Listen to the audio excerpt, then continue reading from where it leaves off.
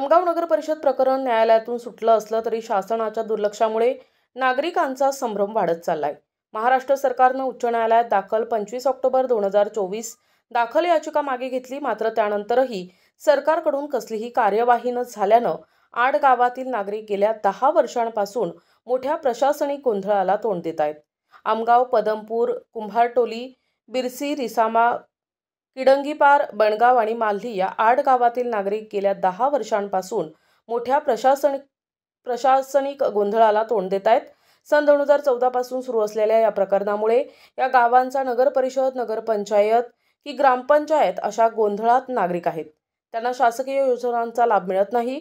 रस्ते, पाणी पुरवठा, आरोग्य सेवा यासारख्या मूलभूत सुविधांमध्ये सातत्याने दिरंगाई होत आहे। सर्वोच्च न्यायालयाकडून ही याचिका मागे घेण्यात आल्याचं स्वतः मुख्यमंत्री देवेंद्र फडणवीस यांनी सांगितलं, मात्र आजवर राज्य सरकार 4 महिने लोटूनही 7 गावांना ग्रामपंचायत बहाल का करत नाही। पुन्हा आमगाव नगर परिषदेचं प्रकरण न्यायप्रविष्ट तर होणार नाही अशी शंका 8 गावातील जनतेच्या मनात आहे। भाजप सरकारनं 2017 मध्ये 8 गावांना नगरपंचायतमध्ये समाविष्ट करण्याचा निर्णय घेतला, मात्र स्थानिक नागरिक आणि काही नेत्यांनी याला विरोध दर्शविला। या निर्णयाविरोधात रिसामाचे माजी उपसरपंच तीरथ येटरे आणि निकेश मिश्रा यांनी याचिका दाखल केली।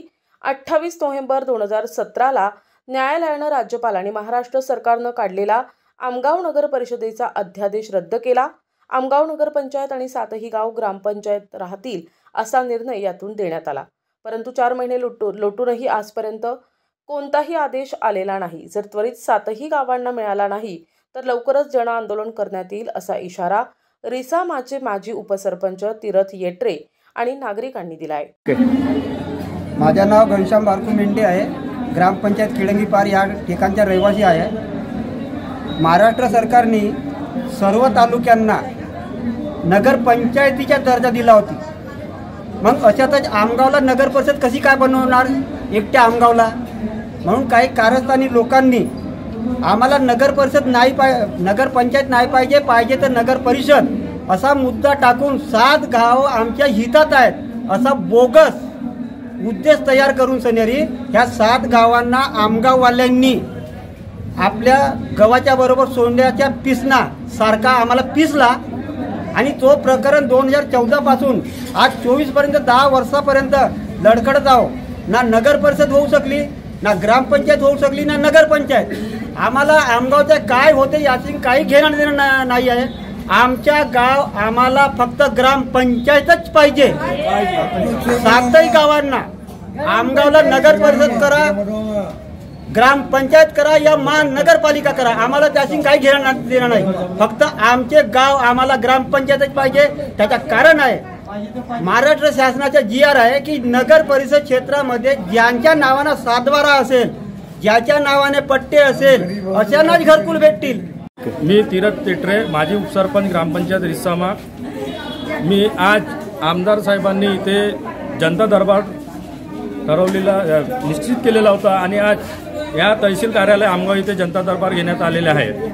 आम्ही आज या 7 गावा मिळून 7ही गावचे जे प्रतिनिधी होते, माजी सरपंच असतील, ग्रामपंचायत सदस्य असतील, सरपंच असतील, उपसरपंच असतील, सेवा सहकारी सोसायटी सदस्य असतील, अशा 7ही गावातील या समस्त नागरिक आपली मागणी घेऊन सन्माननीय आमदार साहेबांना 4 दिवसाच्या अगोदर डेप्युटेशन द्यायला गेले होते।